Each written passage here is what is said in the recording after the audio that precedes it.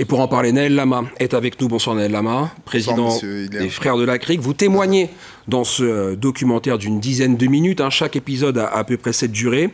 Donc Adama Camara, je le disais, derrière cette série, disponible sur le site de France Télévisions / Adama Camara qui mène des actions de terrain contre les violences dans les quartiers populaires. Et c'est un point commun qui m'a paru évident entre Adama Camara et vous, Naël Lama, l'intérêt pour une jeunesse qui a grandement besoin de soutien et d'encadrement. Comment s'est passée votre rencontre avec Adama ? Tout naturellement. Ils m'ont contacté il y a à peu près 1 an, puisque j'avais déjà travaillé avec ce média. Et on a discuté par téléphone pendant plusieurs mois. Puis avec le coronavirus, ça a un petit peu ralenti les choses. Et puis finalement, ils sont venus en Guyane. Ils ont adoré la Guyane. D'ailleurs, ils veulent revenir en vacances. Et ils veulent même reproduire les actions qu'ils ont vues avec les Frères de la Crique. Donc c'était une très belle rencontre. Alors Naël Lama, j'ai envie de vous dire l'éternelle question. Comment endiguer cette violence chez les jeunes ? On ne parle pas de simples bagarres, on parle de crimes qui tuent, qui handicapent. Bon, personne n'a de solution magique, mais nous, les Frères de la Crique, nous avons choisi de faire de la prévention. Parce que vous savez, dans la sécurité, il y a différents aspects. Il y a la prévention, il y a l'incarcération et la répression. Moi, les 2 dernières, je ne sais pas trop faire. Donc, on a investi massivement le champ de la prévention et ça fonctionne. Sauf qu'il y a comme une malédiction avec la prévention, c'est que quand vous travaillez trop bien, pour les gens, c'est naturel, la vie est belle. Et c'est quand vous n'êtes plus là que tout d'un coup, ils découvrent que c'est pas aussi facile que ça. Donc, nous, voilà, notre solution, nous, c'est la prévention.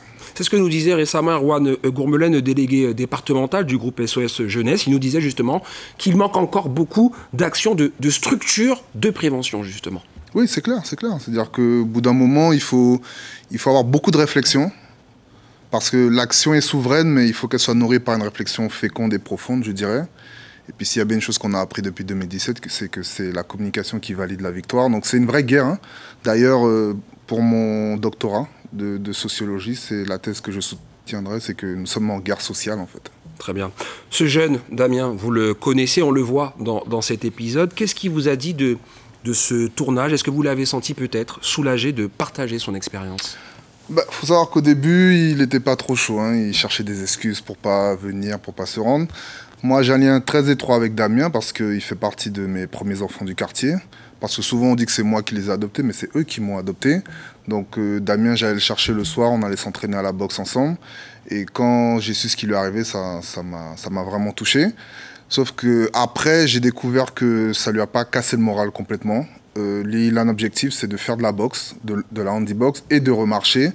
Donc c'est une vraie leçon de vie pour tout le monde, c'est que lorsqu'on a le mental, on peut continuer, on peut avancer. Alors des quartiers de Guyane, et d'ailleurs souvent stigmatisés, qui nourrissent l'imaginaire de ceux qui parfois n'y mettent pas les pieds.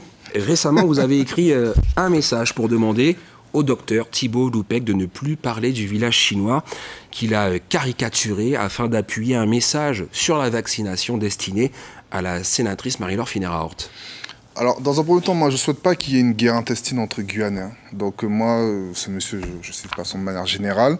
J'ai juste voulu lui faire comprendre qu'il ne faut pas associer notre quartier à toutes ces choses négatives, parce qu'il y a un travail qui est fait depuis 10 ans. Là, ça fait 10 ans que nous sommes là. Nous sommes en train de nous professionnaliser. Avant la fin de l'année, on doit produire à peu près 14 emplois, ce qui est pas mal quand même. C'est 14 emplois, c'est 14 familles. Donc, on est dans une dynamique de croissance qui fait que les choses sont en train de changer. L'image aussi change un petit peu. Mais au-delà du village chinois, c'est l'image de toute la Guyane. Vous avez bien vu, dès qu'on parle de la Guyane, c'est Far West, c'est plein de fantasmes pas possibles.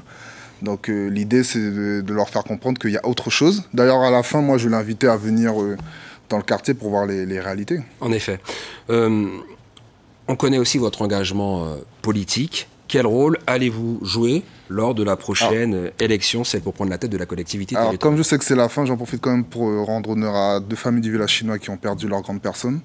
Donc, en la personne de Arthur Ambewang et de Augustine William, donc paix à leur âme.